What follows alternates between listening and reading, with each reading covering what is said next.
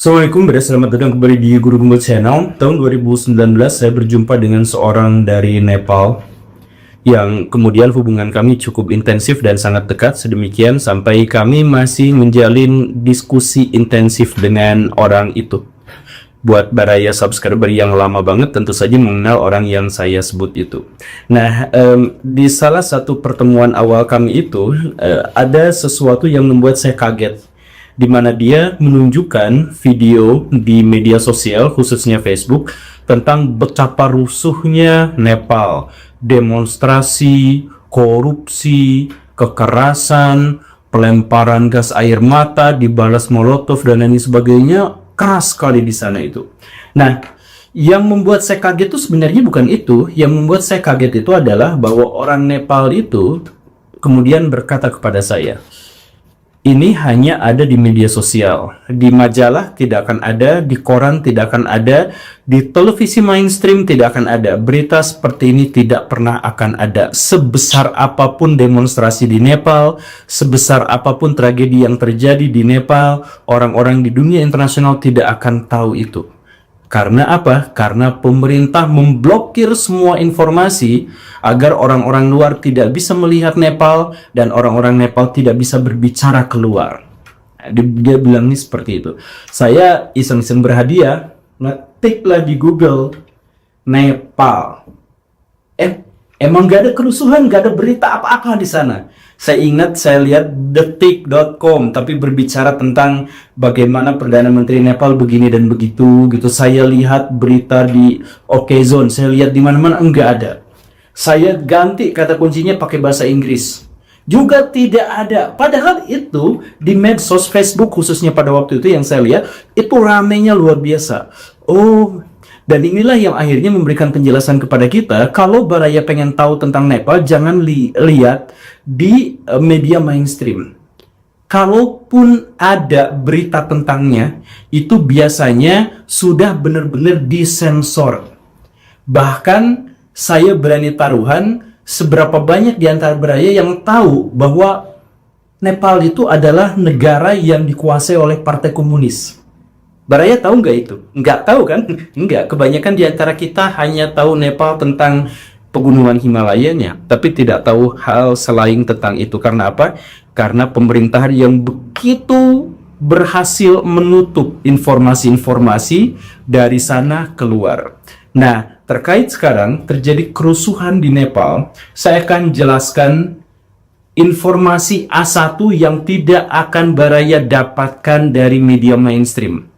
Kenapa? Karena saya langsung ngobrol dengan demonstrannya, dengan aktivisnya, dengan orang-orang yang terdiasporanya, dan yang benar-benar ada di sana, bukan dari media. Dan baraya nanti akan menemukan betapa bedanya apa yang ditampilkan dengan media dengan apa yang saya sebutkan. Jadi simak videonya sampai tuntas, yuk kita bahas.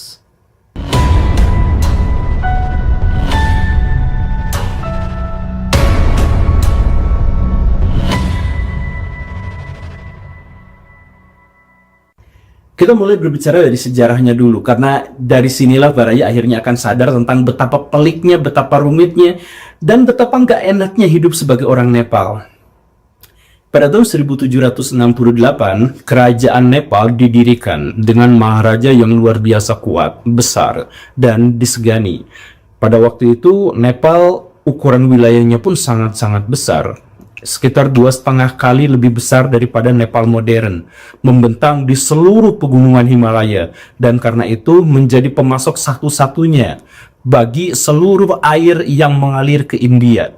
Jadi posisinya, daya tawarnya Nepal itu sebenarnya sangat-sangat baik pada waktu itu. Cuman datanglah kemudian Inggris, merecoki begini dan begitu, bikin ketegangan dan kerusuhan dan sebagainya, dan kemudian datanglah India yang bahkan lebih buruk daripada Inggris. Nah, seperti yang dijelaskan tadi, India itu memiliki kepentingan yang sangat besar terhadap Nepal, karena walaupun mereka secara politis memang terpisah, tetapi air-air yang ada di India semuanya tuh berhulunya di Nepal. Jadi orang India tuh berpikir bagaimana caranya untuk bisa mengamankan kepentingannya dari ancaman-ancaman Nepal, maka mereka mulai menggerogoti wilayahnya sedikit demi sedikit, sehingga dari yang awalnya 3 kali lipat berubah menjadi seperti yang sekarang, sisanya berubah menjadi wilayah teritori India gitu, dan sebagainya. Dan kemudian yang lebih buruknya lagi adalah pemerintahan Nepal itu harus dalam tanda kutip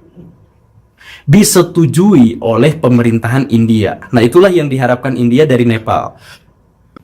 Dan India memiliki peluang yang jauh lebih besar untuk mewujudkan impiannya itu. Karena apa? Karena wilayah Nepal tuh ada di pegunungan. Dan untuk masuk ke Nepal, mau lewat darat, mau lewat laut, mau lewat udara, tidak bisa tidak. Hanya bisa melalui 2 negara, India dan Cina. Kita gak bisa dagang sama orang Nepal kecuali lewat udara India, lewat laut India, lewat darat India. Begitupun lewat Cina juga sama seperti itu. Nah, karena itu, maka India itu berusaha untuk mengisolir semua wilayah yang di Nepal itu. Perdagangan apa semuanya harus dimonopoli sama orang India. Begitu. Orang Cina sebenarnya juga ada langsung berbatasan dengan Nepal, cuman orang Cina relatif tidak memiliki ambisi sebesar itu. Karena orang Cina fokusnya adalah ke Tibet gitu ya. Ya karena kesamaan budaya atau yang semacam kedekatan budaya gitu ya, kedekatan rasa dan sebagainya, Nepal itu kan ke India. Makanya India tuh habis-habisan di situ. Nah, itulah yang menyebabkan akhirnya kerajaan Nepal itu menjadi kerajaan yang sebenarnya kosong gitu, susah untuk berkembang, dikurung. Ekonominya tidak bisa berkembang karena dikurung. Mau berdagang sama Indonesia, berdagang sama Amerika, mau berdagang apa, harus lewat India, harus minta izin sama India, begitu kan? Nah, cerita berlanjut pada tahun 1949, mahasiswa-mahasiswa Nepal di Kalkuta, India itu mendirikan sebuah partai komunis Nepal. Nah, partai komunis Nepal inilah yang menjadi sangat besar, menjadi sangat dominan, dan sama seperti partai komunis yang lain, mereka bertujuan untuk merebut negara untuk diserahkan kepada rakyat, dari kerajaan harus diserahkan kepada rakyat, kemudian tidak akan ada feodalisme, tidak boleh ada monarki, dan tidak boleh ada kapitalisme, begitu kan? Nah, kelompok komunis ini itu begitu kuatnya, sampai akhirnya pada tahun 1951 mereka melakukan pemberontakan pada kerajaan dan memaksa kerajaan itu untuk membagi kekuasaannya, untuk membuka parlemen dan memberikan jatah DPR itu untuk orang-orang komunis. Tahun 1960-an sampai sekian, raja balas dendam, menyerang orang komunis dan akhirnya menguasai Nepal lagi secara absolut. Tapi tahun 1990 itu orang-orang komunis kembali dan menghancurkan kerajaan. Kerajaan Nepal itu hancur pada waktu itu, diserang oleh orang-orang komunis. Kerajaannya dihancurkan, rajanya dibantai, keluarganya dihabisi, disisain 1 orang. Ya, kayak Sasuke gitu lah, disisain 1 orang untuk menjadi boneka bagi kekuatan komunis. Kenapa orang komunis itu begitu kuat di Nepal? Fun fact-nya, ini lucu, ironi, tapi fakta gitu ya. Kekuatan dari Partai Komunis Nepal itu disokong dari India, bukan dari Cina. Jadi Cina komunis, India liberal. Pada waktu itu pun India itu liberal gitu. Tapi India menyokong Partai Komunis Cina. Karena apa? Punya kepentingan yang sama, yaitu kerajaan Nepal tidak boleh berdiri. Sebab kalau Raja Nepal berdiri, biasanya dia ribut sama India.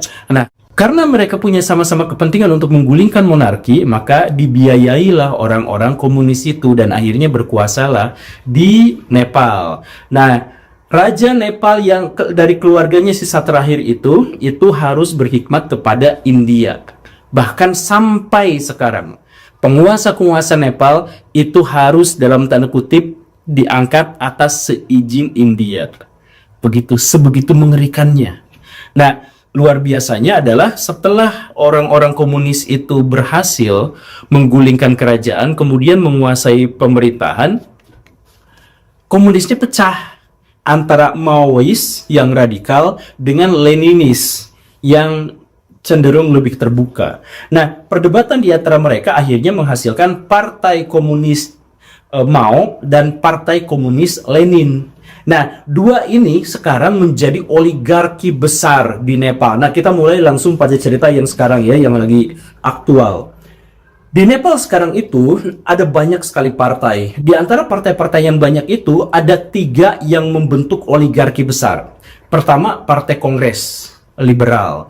2, Partai Komunis Maois, komunis. 3, Partai Komunis Leninis, itu juga adalah komunis. Nah, yang berkuasa sekarang itu adalah Leninis berkolaborasi sama Partai Kongres untuk membangun pemerintahan dan DPR yang sekarang. Jadi, Perdana Menteri yang sekarang itu dari Partai Kongres, sedangkan presidennya itu berasal dari Partai Komunis. Nah gitu. Kemudian tentaranya dari mana? Dari partai politik juga. Kemudian polisinya dari partai politik juga. Kemudian jaksanya dari partai politik juga. Semuanya dari partai politik. Jadi semuanya itu dikuasai sama oligarki itu. Sama kelompok itu saja, elitnya tuh itu saja. Jadi mereka tuh berkuasa tuh ya untuk mereka saja. Udah mah korup, udah mah bejat, mereka benar-benar komunis. Kemudian mereka menguasai semuanya untuk diri mereka sendiri. Dan kemudian yang lebih buruknya lagi adalah mereka kemudian membagi kekuasaan itu dengan India. Nah, itu 2 partai yang berkuasa, yang sekarang yang update banget ya, yang sekarang yang berkuasa itu adalah Partai Kongres dan Partai Leninis gitu, yang koalisi itu. Nah, satu partai oligarki yang lain yang kuat, yang sama korupnya, sama bejatnya, sama kejamnya, bahkan yang paling kejam di antaranya ketiganya. Jadi Partai Mao ini yang paling radikal. Nah, Partai Mao yang sekarang itu ada di luar koalisi, mereka menjadi oposisi. Nah, mereka tuh yang suka nunjukin betapa buruk, betapa jeleknya pemerintahan koalisi dan sebagainya, begitu. Nah, karena Nepal sekarang dikuasai oleh oligarki yang tertutup, yang komunis, yang tidak bisa membiarkan orang-orang Nepal itu untuk bercerita kemana-mana dan sebagainya. Nah, orang-orang Nepal tuh sekarang nggak punya harapan. Pemuda-pemudanya tuh nggak punya harapan. Kalau mereka mau maju harus keluar negeri. Maka sumber informan saya itu sampai mengklaim 30% dari penduduk usia produktif di Nepal itu adanya di luar negeri. Sebab kabur aja dulu gitu. Sebab kalau di negaranya gak ada kesempatan. Ada perusahaan-perusahaan besar? Enggak. Kan penguasanya komunis. Harus dimiliki negara. Kalaupun ada perusahaan cepat bangkrut, di PHK. Gaji kecil, utang gede. Kesenjangan tentu gede. Bahkan kemiskinan itu dilaporkan 20%. Kalau pengakuan 20% itu udah gede banget. Kan di Indonesia juga yang kayak gini ya. Kemiskinannya tuh ngakunya tuh 9% gitu kan. Nah, ini di Nepal ngakunya 20%. Artinya angkanya yang asli mungkin jauh lebih besar daripada itu. Nah, itu kondisi Nepal sekarang itu. Kalau mau dagang, mau apa susah, harus lewat India. Mau bikin perjanjian dagang dengan orang luar negeri juga harus lewat India, dikontrol ketat sama India, kemudian nyari kerja susah karena komunis. Udah segala rupa nih kayak gitu, pemerintahnya bener-bener korup. Dan yang lebih buruknya lagi adalah pemerintah yang korup itu doyan flexing. Oh iya, itu di media-media keluarga-keluarga pejabat itu, ya ampun, mobilnya mewah, rumahnya mewah, dan sebagainya. Nah, inilah yang akhirnya menciptakan kebencian yang mengakar dari rakyat pada pemerintah. Dan itulah yang akhirnya memicu demonstrasi. Dan ingat, demonstrasinya bukan hanya sekarang. Bahkan ketika saya bertemu dengan informan tadi pun, itu sejak saya ketemu sama dia tahun 2020-an, tahun 2019-an, itu dia sudah nunjukin betapa besarnya demo di Nepal itu, tapi gak ada yang tahu. Mau ada pembantaian sebesar apa, ada tragedi sebesar apa, dunia tuh gak ada tahu kalau misalkan soal itu. Karena dikunci, kan komunis. Karena dikunci media-media mereka itu, gitu. Nah, sekarang bobol, keluar semua. Kenapa? Karena pemerintahnya digulingkan sama rakyat. Nah, apa yang menyebabkan rakyat sekarang Nepal itu berdemonstrasi? Coba cek berita-berita yang beredar sekarang. Di Detik, di mana, itu menjelaskan dipicu oleh ditutupnya platform-platform media digital. 23 biji berapa gitu ya, 26 ditutup katanya. Itu dianggap pemicunya. Bukan. Kejadiannya sebenarnya seperti ini. Demo terjadi terus-terusan. Nah, demonstrasi itu kan pakai platform media. Yuk, kapan kita demo lagi, di mana tempatnya, susunan agendanya apa, aspirasi kita apa, visi kita apa. Itu kan kontakannya pakai media. Nah, pemerintah tahu dan malas di demo terus, makanya di blok. gitu. Nah, karena di blok, maka si rakyat itu yang udah koordinasi udah apa, tapi gak bisa ngontak lagi, sekalian aja bablas keluar gitu. Nah, inilah yang akhirnya memicu rangkaian kekerasan. Siapa yang memicu rangkaian kekerasan? Demonstran? Bukan. Nah, ini kesalahan media lagi yang dipelintir sama pemerintah komunis di Nepal itu. Ternyata yang memberontak kepada Nepal, pemerintahnya, itu bukan demonstran, tapi siapa? Yang menungganginya.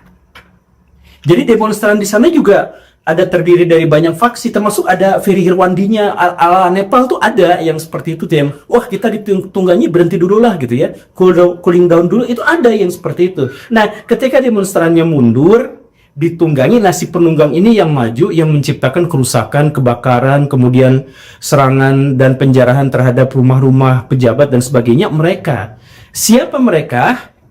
Nah, ini A1.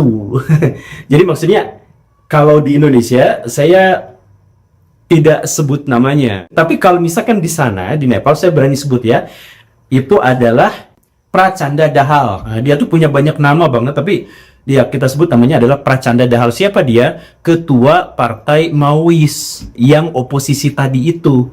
Jadi ketua partai oposisi itu menggalang kekuatan partainya untuk menunggangi demonstran, dan ketika demonstran ingin menyuarakan suaranya, kritiknya, dia malah ingin menghancurkan pemerintahan koalisi agar dirinya bisa naik. Gitu. यो सब खेल चाहिँ प्रचण्डको र छैन। यो फोटो हेर्नुहोस्, जो मान्छे चाहिँ झण्डा लिएर उभिराखेको छ त्यो मान्छे चाहिँ यो माओवादीको कार्यकर्ता रहेछ। अनि त्यसपछि प्रचण्डले चाहिँ रवि लामी छानेलाई भेट। Jadi terminal dibakar, halte dibakar, kemudian gedung parlemen dibakar dan sebagainya, itu pelakunya bukan demonstran. Sama kayak di Indonesia, pelakunya bukan demonstran, tapi perusuh yang sebenarnya ditunggangi oleh Partai Komunis Maois gitu, sama si Prachanda itu. Dan Prachanda itu juga sebenarnya sudah biasa melakukan, karena dulunya waktu menggulingkan pemerintahan kerajaan itu juga dia menghalalkan segala cara. Jadi sekarang juga dia menghalalkan segala cara. Jadi kejamnya tuh luar biasa. Dan ada yang tidak lagi disebutkan oleh media. Yang ketiga yang tidak disebutkan media dan media tidak tahu itu adalah gini, kan terjadi pembakaran terhadap gedung parlemen, terhadap rumah-rumah pejabat dan sebagainya gitu, bahkan ada pejabat yang diarak dan sebagainya gitu ya. Itu bukan hanya dilakukan oleh Partai Maois, tapi dibakarnya di situ tuh karena di situ ada data-data koruptor dan data-data korupsi di Nepal selama ini yang dilakukan oleh semua partai politik oligark yang berkuasa. Jadi ayo rusuh, kita bakar. Nah, padahal yang dibakar adalah sekalian dokumen-dokumen korupsinya. Begitu. Pinter banget ya? Ya, begitu. Nah, lalu apakah benar demonstrasi dari rakyat Nepal itu terinspirasi dari Indonesia pakai bendera One Piece? Iya, itu benar. Tapi, nah ini ada fun fact-nya lagi yang mungkin bikin Baraya kaget. Fun fact-nya adalah walaupun mereka terinspirasi dari Indonesia, sebenarnya Indonesia juga terinspirasi dari negara-negara lain. Jadi sebelum kejadian di Indonesia, sebelum kejadian di Nepal, ada banyak negara-negara yang terjadi demonstrasi kerusuhan dengan pola yang sama atau mirip sekali. Saya sebutkan satu-satu ya. Kerusuhan Tunisia tahun 2010. Kemudian kerusuhan Chili tahun 2019. Kerusuhan Sri Lanka tahun 2022.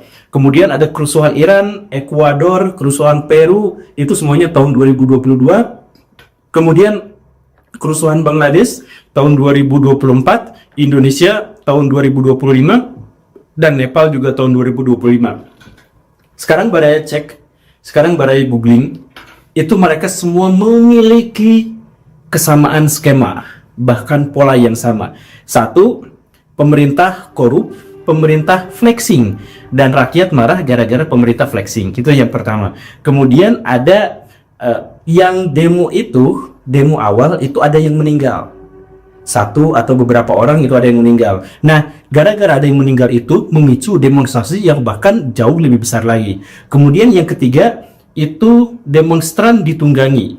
Kemudian penunggang membakar halte, stasiun, kantor pemerintah, dan kantor polisi. Itu pasti yang dibakar. Di 9 kerusuhan yang tadi saya sebut, itu bangunan itu semuanya pasti diambil jarak. Kemudian penunggang juga menyasar dan mencari pejabat pemerintah. Itu rumahnya ada yang diduduki, ada orang yang diarak dan sebagainya, pokoknya disasar seperti itu. Kemudian di sana ada orang yang mulai sadar bahwa diri mereka itu ditunggangi, dan karena itu demonya reda, yang lanjut itu adalah para perusuhnya. Dan kalau setelah itu kerusuhan reda, kemudian saham mulai membaik, dan tiba-tiba ada pihak yang nyerokin saham. Nah itu kejadian-kejadian yang di berbagai kerusuhan kok sama semuanya seperti itu. Tapi kalau misalkan Baraya kurang percaya, silahkan googling. Yang di Tunisia siapa orang yang meninggal itu, ada Muhammad Bau Jaji, yang bau jiji itu ya, yang membakar dirinya sendiri gitu. Kemudian di Nepal juga ada yang 19 orang itu yang demonstran ditembak sama peluru dan sebagainya, dan kemudian memicu yang lebih besar lagi, kemudian ditunggangi dan sebagainya. Itu polanya sama persis. Cuman hebatnya di Indonesia mah agak lebih baikan lah. Tapi yang jelas di seluruh dunia terjadi yang seperti itu. Nah, apakah itu sebuah kebetulan, kesamaan fenomena gara-gara berakar dari masalah yang sama? Saya punya jawabannya, tapi ya kita bisik-bisik tetangga aja lah. Nanti kita ngobrol dalam acara Sirarium. Terima kasih karena sudah menyimak. Saya Guru Gembo. Assalamualaikum warahmatullahi wabarakatuh.